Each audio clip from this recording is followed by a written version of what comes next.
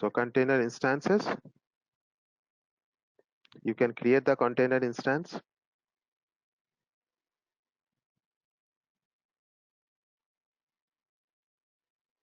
Subscription, let me choose Azure Pass now. Resource group, ISPRG, container name, prod container, location, let's say East US 2.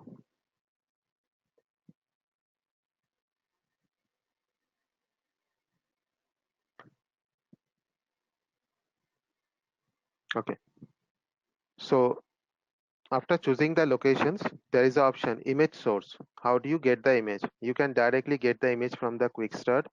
If you have a Azure Container Registry image available, that also you can use, or you can get it from the Docker Hub or other registry. Choice is yours. So for easy deployment, I can go for the quick start, or I can go for the Docker Hub registry. Okay, so image type public or private, choice is yours. You can provide the name like this way. Okay, and if you have any registry information, that also you can choose. So I don't have any registry. How to add registry, that we will see later. So let me go with the quick start image, and by default one image is showing here, like sample hello world container. They have a nginx Linux based container. So it is nginx is actually ingress controller that we will discuss later with the Kubernetes service, providing the load balancing between the pods.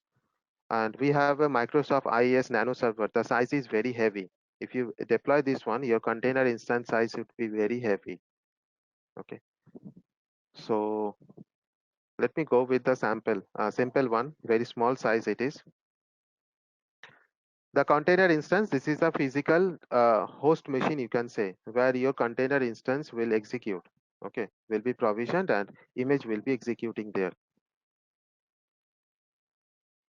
So let's see the size, number of CPU core, how many core available. Wait for a while, I can check it. 1 to 4 core I can use. So let's see, go with the 2 core.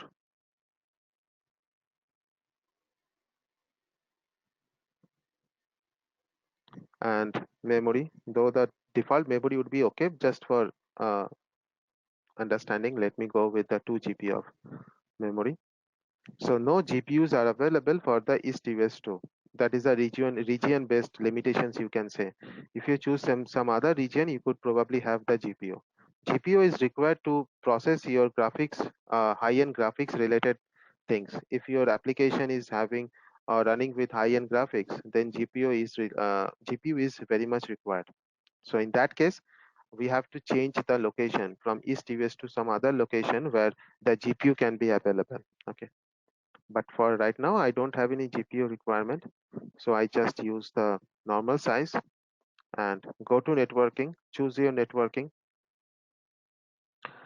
Public network, I can access the container instance from the public environment, so you have to provide the name of it. Okay, otherwise if you want to access your container instance under the Azure infrastructure, you can choose your virtual network environment. Okay, protocol and the port also you have to mention. Otherwise, none of them can access it. So choice is yours. So right now I'm going to use public so that I can access it from the outside world of the Azure. So let me create it. Prod. No. Okay. Prod container. So this is the DNS level name, you can say, that will be accessible. Means when I access my container instance to see my application, I have to use this DNS level name. It is available as a uh, publicly, so we can use it. Port number 80 or 443, protocol TCP or something else, choice is yours. Go to advanced, restart policy. On failure, always, never restart, always. If you do the always, then after a few moments, maybe after 1 hour, like the value is there, the automatically system will be restarting. So if system restart, what will happen? Your client or customer will get a downtime, maybe for 1 or 2 seconds, but there is a downtime. Okay. So we have a policy, container instance policy, through which we can define this restart policy. Environment level, key and value, not required these kind of things right now.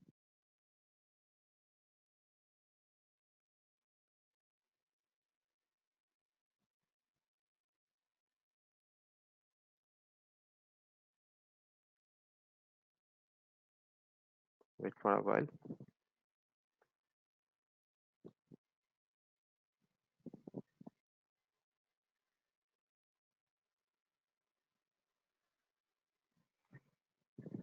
Validation passed.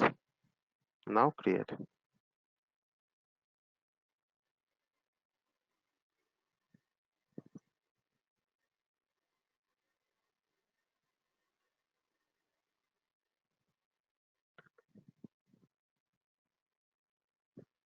Wait for a while. Okay. So now the instance is creating. During this time, let's go to the slide and see the slide data. And then again, we will be back and see our instance that the service has deployed or not. How do I call the service? What type of web page or application we can see from our container service, that we will see later. So now it is provisioning. Let it be. So in container service, what is difference? What is the difference between containers and VMs, container instances, container groups, and Docker? So these are the informations we are going to discuss in this lesson. So isolation, operating system, deployment, persistence, storage, fault tolerance, these are the different features depends on which we can make a differentiate between containers and virtual machine. So isolation, all the application have their own isolate world as we have discussed earlier. But in case of virtual machine, maybe multiple application can run along with the other applications, because VM is not allow the not provide the proper isolation, okay, for all the application which is running inside it. But yes, the application which is running outside the VM, then obviously they have the isolation. Got it. Operating system, container have the operating system, but it is not a full-fledged operating system. It is taking the required binaries or the runtime environment, which is very much required for the application to be executed.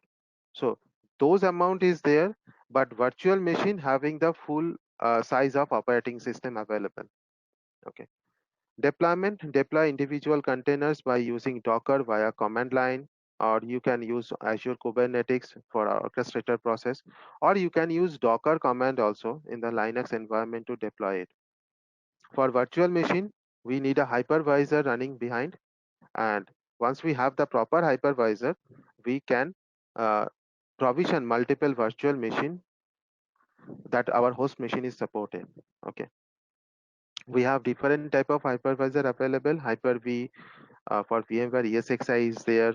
Linux could be the Linux hypervisor. I don't know the name of the Linux one. So these are the thing you can do with the virtual machine. Persistent storage. Container has its own storage. That storage is very less, but uh, in case of the on-prem containers, like you are running containers in your server operating system, so the storage it is using the local storage basically, but storage is not necessary in case of container images. Okay, but in case of Azure has its own storage. You can use Azure file share storage, okay, or local storage of the instance you are creating behind it. Okay. For virtual machine automatically allocate a size of storage from the host machine. Like your host machine hard disk size is 1 TB, and you create a virtual machine whose hard disk size is 80 GB. So that particular 80 GB is solely applicable for that virtual machine. Okay. Fault tolerance. If a cluster node fails, any container running on it are rapidly increased and orchestrated on the other cluster node. This particular option is applicable for the Kubernetes service audience. Okay, unless container instance providing scaling, you cannot find the fault tolerance option in Azure. In physical environment, maybe that you can move your container image from one host machine to another host machine. That provision is there in the Linux. Okay, but in Azure, without using Kubernetes, this fault tolerance not possible to apply unless container service appear with a scaling option. Since there is no scaling option, so fault tolerance is not possible to do it. Okay, we have to go for the Kubernetes service to do it. But in case of virtual machine, yes, we can do the failover cluster among multiple virtual machine. Okay, or we can create a failover cluster based on the host machine. So in this way, we can provide the fault tolerance, high availability to our virtual machine. Container instances under one host. I have one host. I have one container is running. So container instance has its own port number through which we can communicate with that. Okay. So container instance is a PaaS solution, platform as a service. We just host our images there. We don't need to think about the underlying uh, host machine, high availability, and all other stuff. It is automatically there. Fast startup time. The container instance is sometimes we are say the serverless service. Serverless service means when we configure the instances, okay, they though it is ask us for a size, but the VM is running behind, and we don't have any control to the VM. Okay. Public IP address connectivity, we are providing the DNS name for the container instances. Hypervisor level security, though the hypervisor we can't see, that is running behind the container instance. Isolation feature, yes, obviously all the features, all the application are isolated. Custom size, you can define the custom size. Persistent storage, you can use local storage of the VM, or you can use share storage from the storage service that you have configured under the same zone where you declare your container instance. The container images can be available from the Windows or from the Linux environment. Co-schedule group, uh, you can define the policy. Using the policy, you can use the restart and all other stuff for any kind of patching or updates. Okay. Virtual network deployment, we have the networking concept. So the region we are choosing to host our container instance, automatically it will choose the virtual network present in the same region or same location.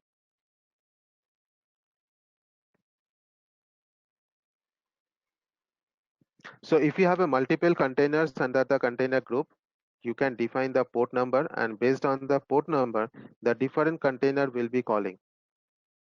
Okay, you can create a container group. Container group is a collections of container images, right? So you can call different container images by using the port number. Like in the slide, we can see that there is a two container solutions available. Okay, one is using 1433 and one is using port number 80. So based on the port number, we can call different containers present in the container group.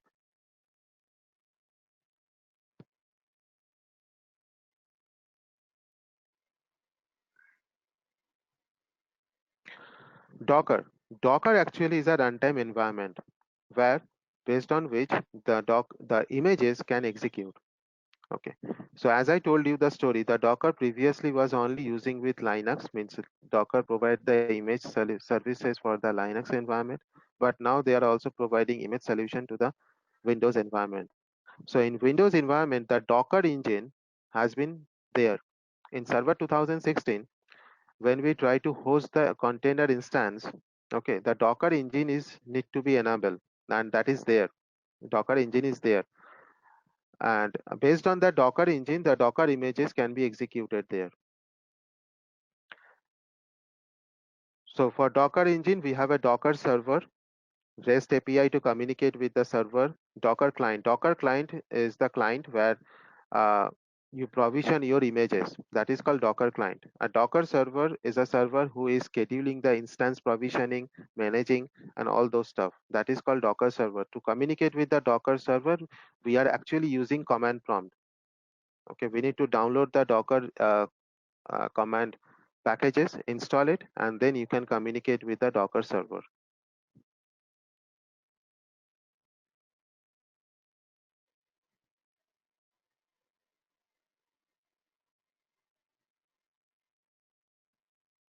Azure Kubernetes Service. So before we go for the Azure Kubernetes Service, let me see my portal. Now go to resource.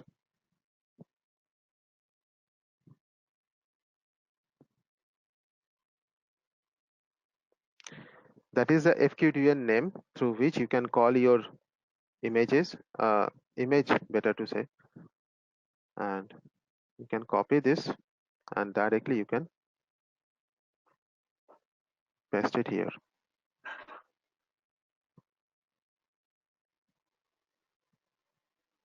Okay, so welcome to Azure Container Instance. This is the application image, you can say, that is hosted on my Docker area.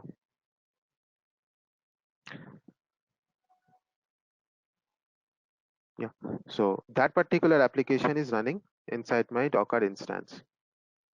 Yeah. So you can see the containers.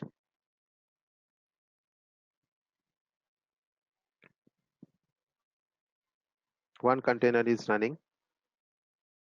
Okay. You can see the logs, local time. You can see the logs. This is the CLI prompt actually. If you add OMS workspace with your container instance or container environment, you can get the same log in the OMS area also. Okay. Properties, this one.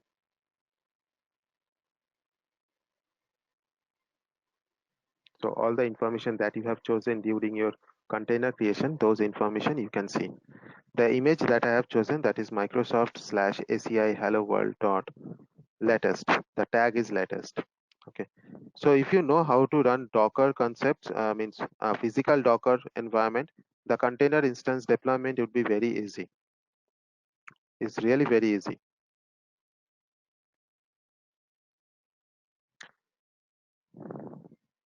So this is the CLI platform to communicate with your Docker instances. Okay.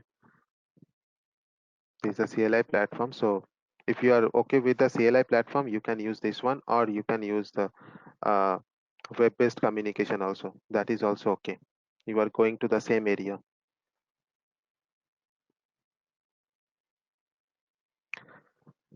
Clear audience. Any doubt, any query on it?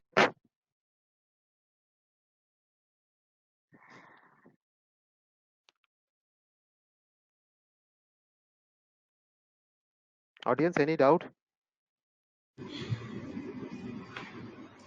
Sujit, what is the underlying VM that it uses?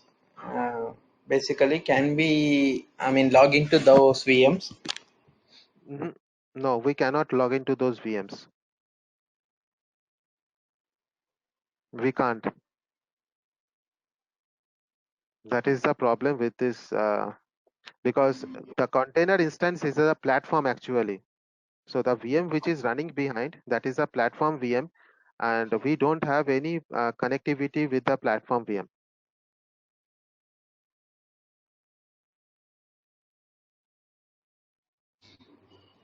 Got it, yeah. Yes, sir. So audience, any other query, any other question?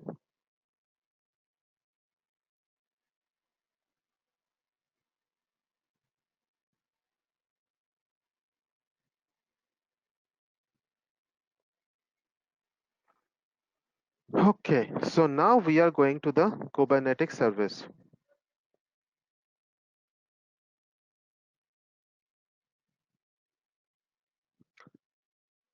Audience, any concepts about Kubernetes?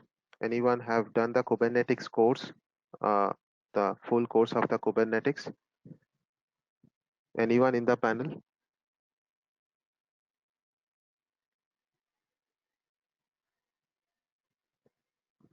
Okay, so let's go with the basic understanding then. If you know the Kubernetes, that would be helpful for us. But anyway, let's go with the full understanding, means basic understanding about the Kubernetes structure, and then we can go to the portal and configure the Kubernetes here.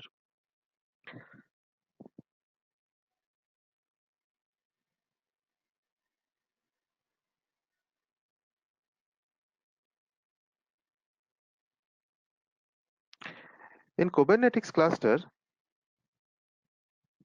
we have basically two types of node. Basically, okay. Actually, there is a three types of node, but we can consider two types of node. I will tell you that where the three types of node available and how it is. So let's say this is Kubernetes cluster, K8 cluster. K8 means Kubernetes. If you calculate the words of the Kubernetes, so it is a form of 8. Uh, there is a 8 character actually. So sometimes we are calling Kubernetes as a K8. Okay. So now K8 cluster I have, and in that cluster, one node that always present, that is called master node.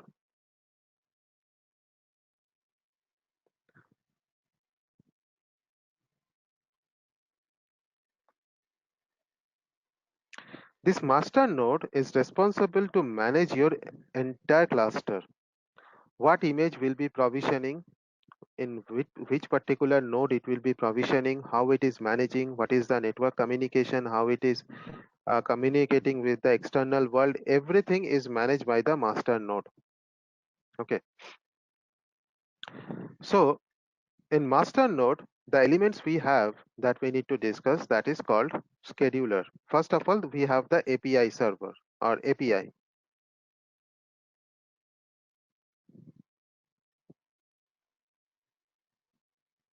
API is better to say. Now these APIs, we have the APIs, we have the scheduler.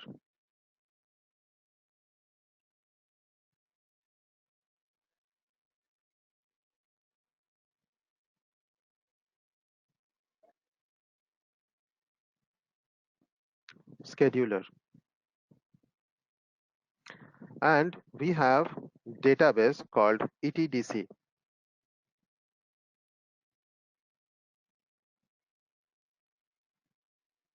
This is called ETDC.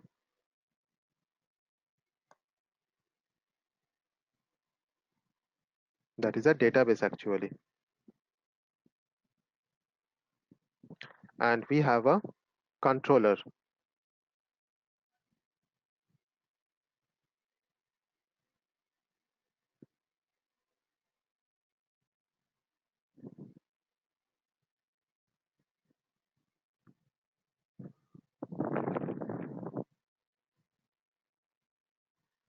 So APIs is a communication path or communication point of the customer or the user. So user is making a request. Based on the request, the scheduler will execute your query and result will be coming up. So this is the master node. So master node have a four elements or four components that that we have to configure actually. Means not required to configure, it is automatically there, but we have to understand. APIs, that is a client communication point. Scheduler, who is orchestrating the uh, uh, image deployment. ETDC, that is a database which is holding or which is storing the status of your cluster, and controller, which is managing the scheduling communication, whatever uh, request you are doing. Okay, how it is controlled, how scheduler will identify your request, everything is done through the controller. From the master node, okay, now we have another types of node that is called worker node. Worker node is the area or the machine where your images or container images will be executing. So I may have multiple worker node. So these are the worker node, you can say, both of it.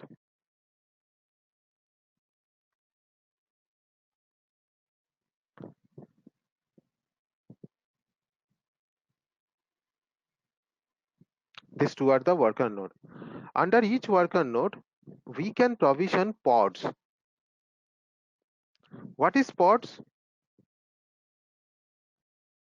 I can have multiple pods under one worker node.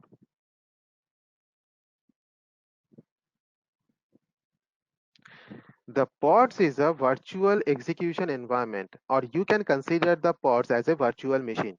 So worker node is a physical machine and pods is a virtual machine. Under each pod, now you can provision your virtual containers, or the containers, not a virtual container, sorry, the containers. So all the container images are running inside the pod. So under one pod, you may have one container image or you may have multiple container image. Depends that how many container image you want to execute under the pod. So pod is the execution environment where your images are executing. Audience, the interesting fact of a pod is pod by default volatile in nature. What does it mean? These are the different images, container images you can say. Okay. So each pod, the pods are the volatile in nature. To understand this word, let me tell you that how these pods are provisioned, how these images or the container images has been provisioned. So let's say I have a instruction code, and according to the code, my application needs my application image need to be deployed in your cluster, Kubernetes cluster. So when request is coming from the API and reach to scheduler, the scheduler will send the request to the worker node. But which worker node it is sending the request? It is sending the request for both the worker node.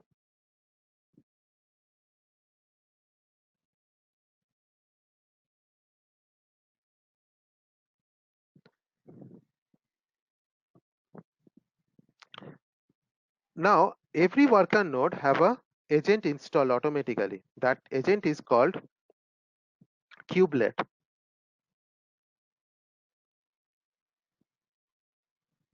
This agent is called, let me use the different color that would be easy to understand. This agent is installed. The name of the agent is called kubelet.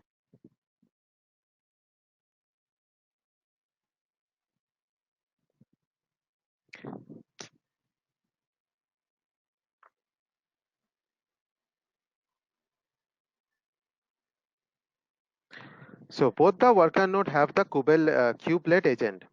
So the agent is receiving the request, receiving the information from the scheduler. Once it is received the informations, it is now searching the available space present in the worker node to execute the pod or to execute the image, you can say. Now, if that kubelet find that this worker node is able to provision the image in a pod, the automatically pod will be starting here, and the image will be also starting under the pod. Got it? So let's say kubelet find this worker node having no space available to run that particular application. In that case, scheduler will try to get the information from the another kubelet. If that kubelet is sending positive response that okay, I have the resource available to execute your uh, application, so scheduler instruct the particular worker node that okay, provision the pod. So automatically one pod will be created, and under the pod the image will start or the application will start. Now let's say somehow this particular pod get corrupted, or the node is getting problem. This worker node is having some problem. Maybe it is not running. All the pod which is running inside this worker node, okay, now automatically provision to the another worker node available in your cluster. Yes. So scheduler understands, scheduler also monitor the information about your worker node.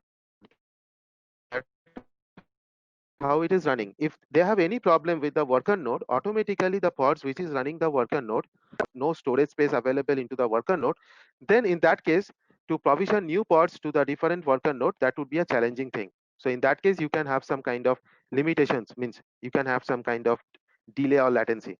Normally it is not happening because size of the pods and the image is very less. So your worker node quite sufficient to handle multiple pods and multiple images. Audience, in one Azure based cluster can support up to 5,000 worker node. So under one cluster, you can provision up to 5,000 worker node. Okay, so kubelet is the agent which is receiving the information or request or instruction from the scheduler, and according to the scheduler instruction, kubelet try to provision the pod and image under the worker node. Now you have done the you have provisioned the image, container image here, but how this container image is communicate with the external world or communicate with your virtual network? Yes, the networking part has been managed by the kubeproxy. Kubeproxy is another agent which is running with your worker node, which is providing proxy service for the networking.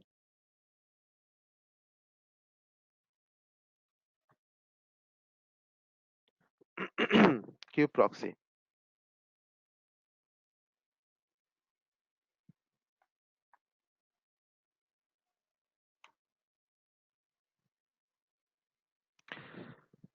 Why proxy is required? Okay, so kubeproxy is providing the proxy service for the uh, worker node. Why so?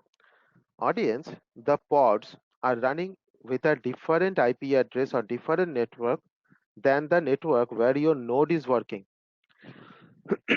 Your node is working in a virtual network, okay, but your pod is running in a different network. Sometimes this network we can define, or sometimes network is defined by Microsoft, depends on our choice. When we configure the Kubernetes cluster in Azure, audience, we have an option called basic networking and advanced networking. In case of basic networking, all the network required for the node and the pods, all network provided by the Microsoft. And in that case, in basic networking, there is a bridging concept between the pods and your actual worker node. NAT and bridge both are working behind the pods. So NAT is allow the pods to communicate with the external world with their own IP address, with their own network, where the external world is using different network. And bridging support the NAT process. I will tell you the bridge in details. When we configure the portal, so bridging also we are going to discuss there. So one is basic networking and one is KubeNet or advanced networking. Sorry, KubeNet is a basic networking and advanced networking is something else. The term I just forget it. I'll let you know. So in advanced networking, we have to mention that which network my pod will be running, which network my worker node will be running, and in which network that apart from these pods and the worker node, all the other services like scheduler, ETDC, database, scheduler, controller, APIs, all these service, I'm sorry, all the service with is running with another kind of network. So that network also we have to mention. So one network is for cluster, one network is for my pod, and one network is for my internal Kubernetes services. Okay, so these are the three networks available. So if I go for the advanced networking, we have to mention all the networking one by one. Or if I go for the basic networking, then Microsoft will manage it. Okay, we don't need to provide anything. Microsoft will manage it. So this is the overall structure of the cluster or Kubernetes cluster or K8 cluster. So there is a kubelet available with every worker node, which is providing communication between the scheduler. Scheduler is receiving the request from the APIs. Depends on your requirement, the pods and the images will be provisioning. ETDC is maintaining the status of your cluster, how it goes. Okay. Controller maintaining the orchestration process.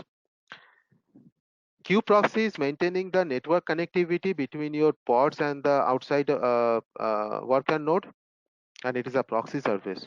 Okay. So this is the overall concepts of the cluster.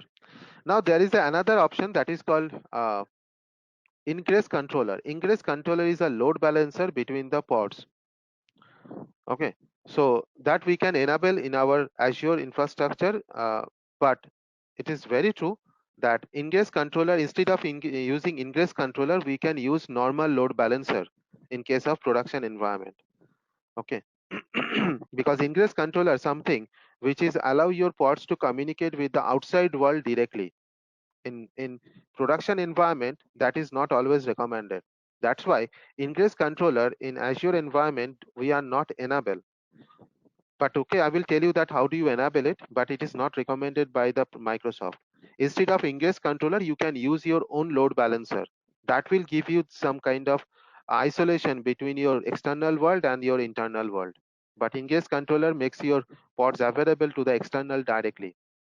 Okay.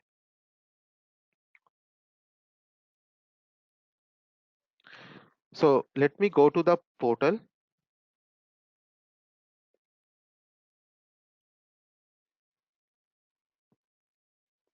and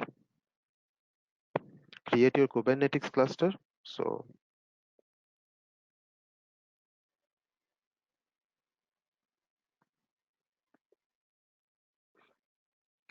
Kubernetes service.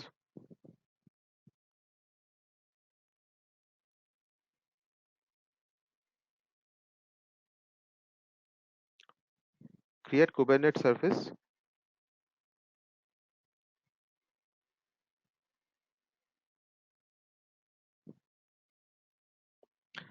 Subscription, let me go with the subscription with Azure Pass. Resource group, choose your resource group, ISPRG. Name, K8 cluster.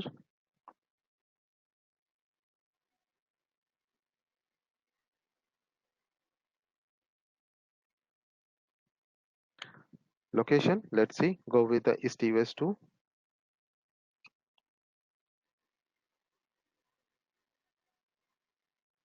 Kubernetes version. So latest version, I think 17.1. Yeah, 17.3. So I have this one. I can go with the 16.7. So that is not new, Yes, but Sujit, yes, yes. it's a Kubernetes version version 116.7. Mm-hmm. We can install on Windows or Linux. That is Kubernetes itself, its version. Kubernetes is a separate service that is not a Microsoft product actually. It is a Google product actually. So Microsoft include this particular service in the Azure platform to, that invite the IT professionals who is working with Kubernetes service, Kubernetes environment. So the current version of the Kubernetes environment is 17.3. So that's why it is providing this information. It is not something which is provided by Microsoft only.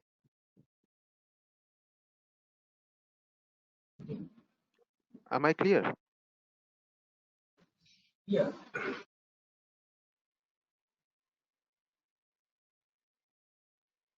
Microsoft just updated the new information, anything available in the Kubernetes world, because it is a separate third-party product. They just integrated it with the Azure to invite and involve the IT professionals who is running with this environment, who is working with this environment.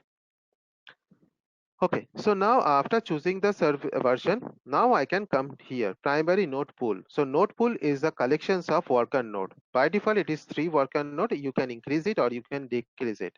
If you want to minimize your cost, you can decrease to 1. That I know I need 1 node. I'm happy with that. You can do it. Otherwise, you can go with the 3 node, 2 node, or you can increase as much as possible. Now there is the size of the nodes.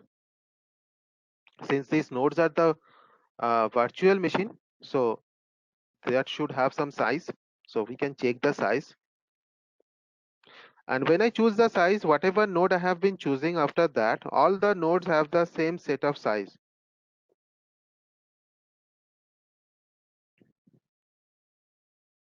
Wait for a while.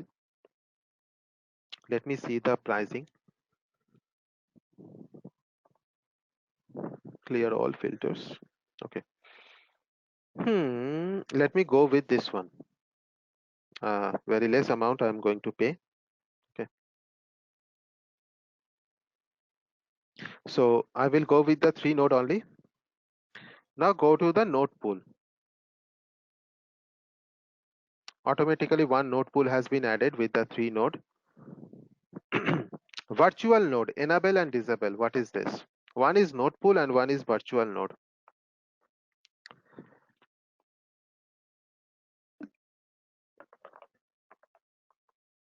Audience, node pool, which is a collections of the virtual machine, actually under those virtual machine, your kube proxy, kubelet, everything has been provisioned.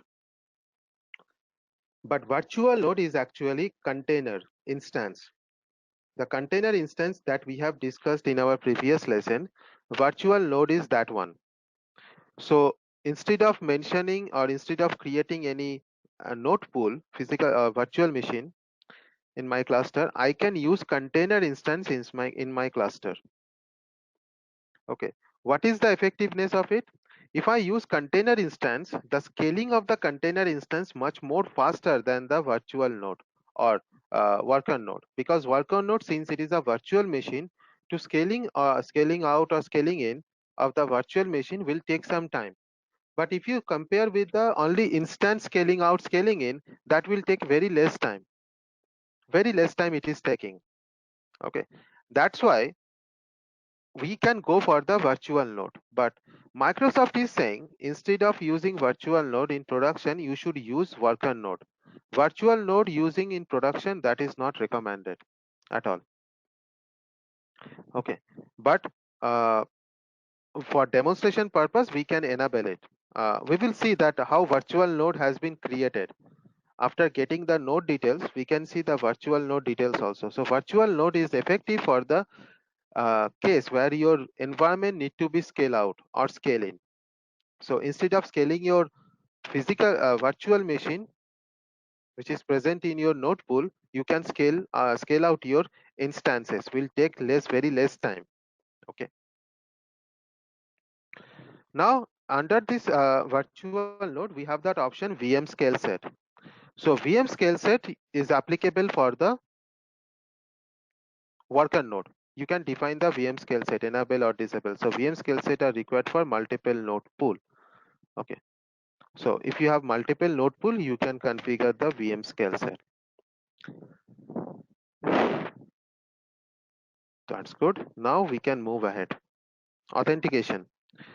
Kubernetes is not directly authenticating or not directly allow the user to communicate or something. Kubernetes is using service principal concept to communicate with your Azure Active Directory or any authentication service to communicate and allow the user, when the user try to communicate with the Kubernetes service, means allow the user to access their application and all those servers, all those things. So they are not using Azure Active Directory user account, they are using service principal and role-based access control.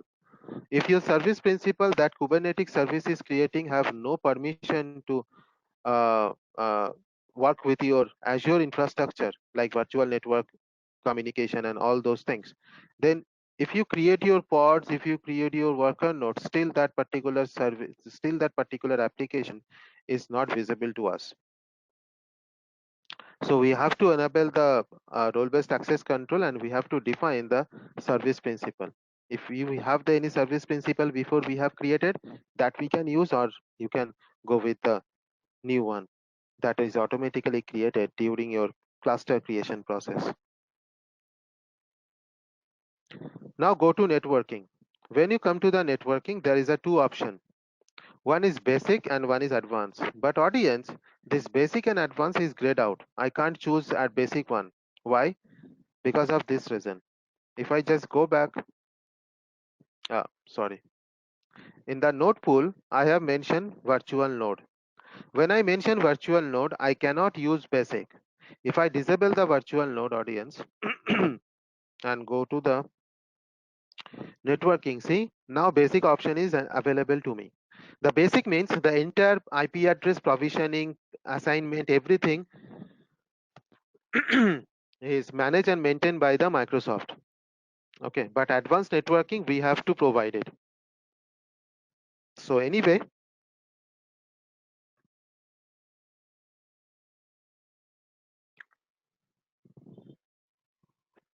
let me go with the advanced networking. Now choose virtual network. I have one virtual network, half VNet. When I choose virtual network, I am getting one error. We will discuss about the error. So first of all, the virtual network is the cluster subnet is try to find out the subnet from where the entire cluster will get the IP. So by default, it has taken app gateway subnet, but I will change it. I have many subnets available. Okay, let me choose this one, 64.0. That is a normal, very flat process. Now, after choosing the cluster subnet, there is an option for virtual node subnet. Now, virtual node subnet means the container instance I have chosen that is automatically created, okay, during your scale out or scale in process. Those instances will get IP address from where? That you need to define. So that subnet should not be a cluster subnet. So virtual node subnet, that should not be a cluster subnet. You have to configure separately. Okay. So it is already overlap with other one. What we can do?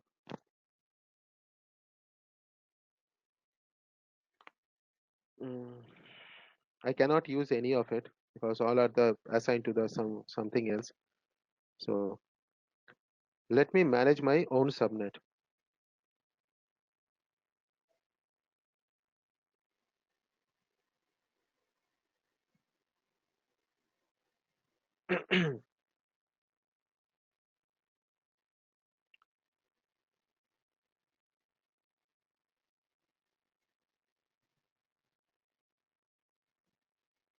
Let's say 2.0. So that is K8 subnet for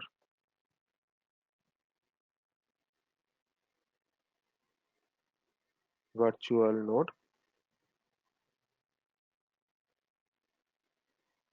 Create another subnet, K8 subnet for virtual node. Okay, go to the cluster.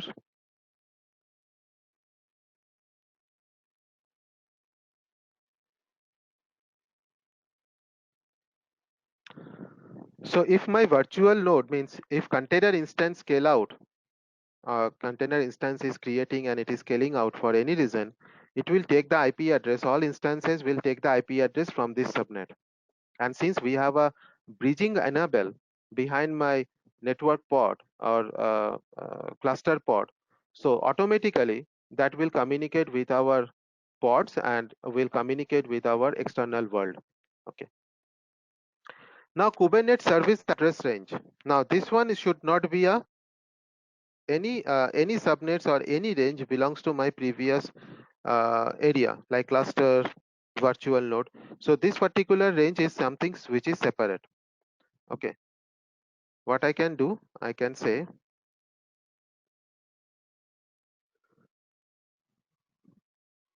ten dot 20.0.0/16. So all the service apart from your worker node, kubelets and all those things, all the internal service will be using that particular range to have it. And DNS IP address, that is a public uh, sorry, Kubernetes DNS server IP address. So that should be belongs to the service address range. So a service address range. So 10.20.0. Let's say 17. There is a bridging at Docker address bridging to help you to bridge your different IP address to the virtual network. So again, it will be a different range that should not be belongs to anything. So I can use 10.30.0.0, sorry, 10.16, like this. DNS name prefix K8 cluster DNS. So I'll just change the name K8 cluster. Network policy Azure. I will choose the Azure network policy because Azure network policy allow me to migrate changing the network traffic from one network to another network. NAT will be enabled. HTTP application routing. HTTP application routing is called ingress controller. So that is making a load balancing between your pods, but it will open a pods to communicate from the outside world directly. Okay.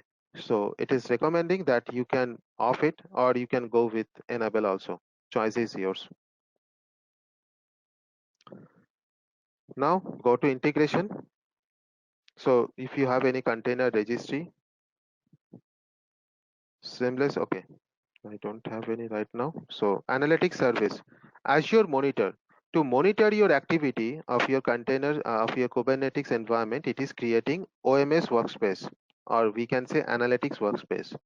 Automatically it is created and it will be monitor all your activity that you are doing with the container service, Kubernetes service, better to say. So either you can enable it or disable it. If you disable, then no monitor option will be available to us, and we cannot manage, we cannot see the informations or the health of my environment. So choice is yours, but if you wish to minimize some cost because it is a testing or development area, so I can disable it.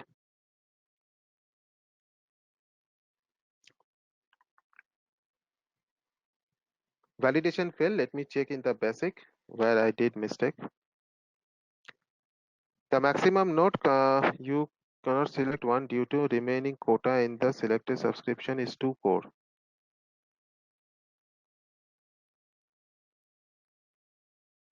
Maximum node count you can select is 1 due to remaining quota in the selected node. Maybe the size is not supporting me. I cannot choose 3.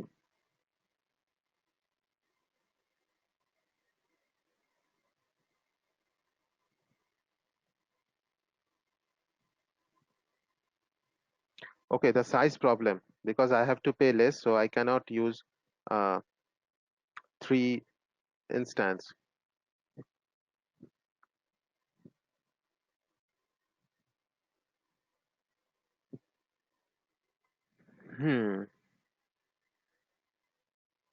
Let me go with this one if I get 3.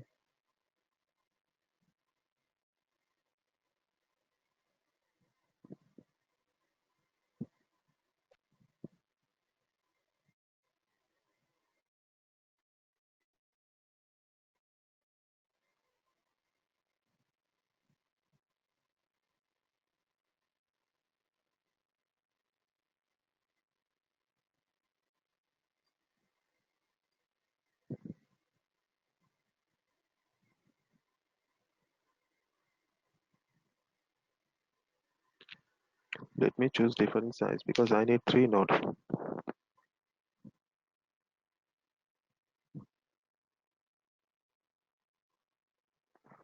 Let's go with that.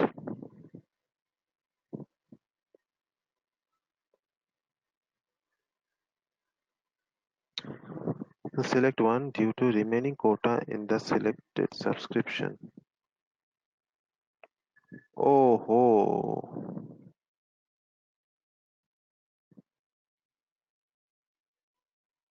That is the problem of the subscription.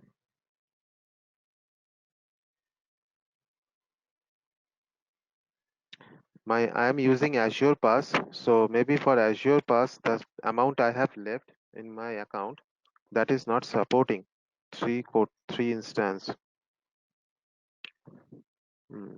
That's why it is asking me to use only 1 instance.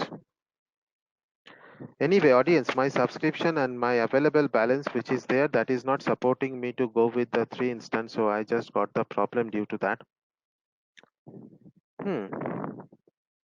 Let me go with every port. Okay.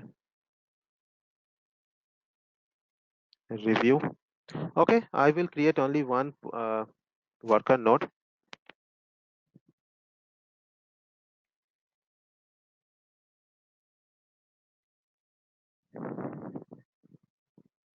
Running the validations.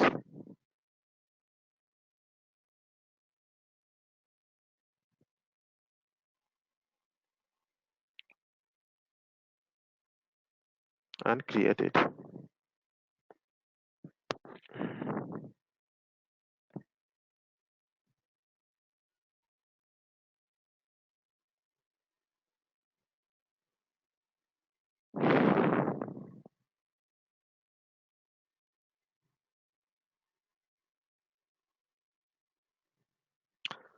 Okay, let it be deploy. We will be back here again. After deployment, we can upload our image. Okay, and after uploading, we can see that how image is running, how we can call the image from the Kubernetes cluster. So those things we will discuss. Let it be create first. So in between, we can discuss our theory part. Azure Kubernetes Service, lesson 4. So Azure Kubernetes Service, cluster and node, networking, storage, AKS versus Azure Active Directory, scaling to SEI, Azure Container Instances, Azure Virtual Kubelet. So these are the informations we are going to discuss here. See, this is the overall Kubernetes service architecture. That is not a Microsoft defined. It is defined by actually Google. So yeah, there is a container image, Docker container image that we can integrate. There is a registry for container instances, Azure production cluster, monitor, okay, and Azure pipeline. So many services you can integrate with the cluster of the Kubernetes. Okay. So Kubernetes, as we have discussed, there is a master node, there is a worker node, and to provision the images to the worker node or to the pod, better to say, you can use Microsoft based, you can use Microsoft based image, but Azure doesn't support. Azure only support container or Docker based image. Okay, right now. Maybe later you can find the Microsoft based images. Container instance is supporting Microsoft based images, but Kubernetes of Azure is not supporting Windows based images. It is only till now it is only support Docker based images. So this is the architecture. You have a scheduler, you have a controller manager to manage your API server communication and their activities. Scheduler will start the orchestration process to communicate with the worker node and provision the pods, and inside the pods it will provision the applications. Okay, so kubelet is an agent, and actually kubelet is an agent that is good, that is true actually, but kubelet itself is a virtual machine internally. If you see the background infrastructure of the kubelet, okay, that is a virtual machine. This virtual machine is communicate with the worker node to execute the instruction provided by the scheduler. Okay, and Docker is the runtime, uh, container runtime, based on which the pods and uh, and the images will be executing. Okay, they have their own storage, or else they can use the Azure Shared Storage for the persistent one. Choice is yours. Okay, in networking there is a cluster IP, there is a Azure Service IP, there is a pod IP address, and there is a worker node IP address and worker node port also. The pods are using different IP address or different set of IP addresses. Pod means, I mean to say, if I go back to my picture, pods is this one. This is the pod.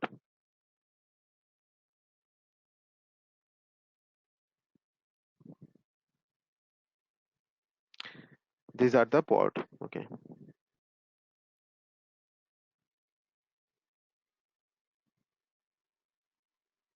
So pods are running with a different IP address.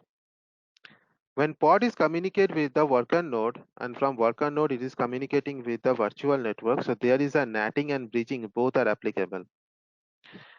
Pod can use different IP address and different port number. Like worker node is running with port number 80, but pod itself is running with port number something else. That could be 1000, that could be 1024. So every port mapping is also there after the pod. Means pod and worker node, there is a port mapping internally. Otherwise, your pod is not going to be reachable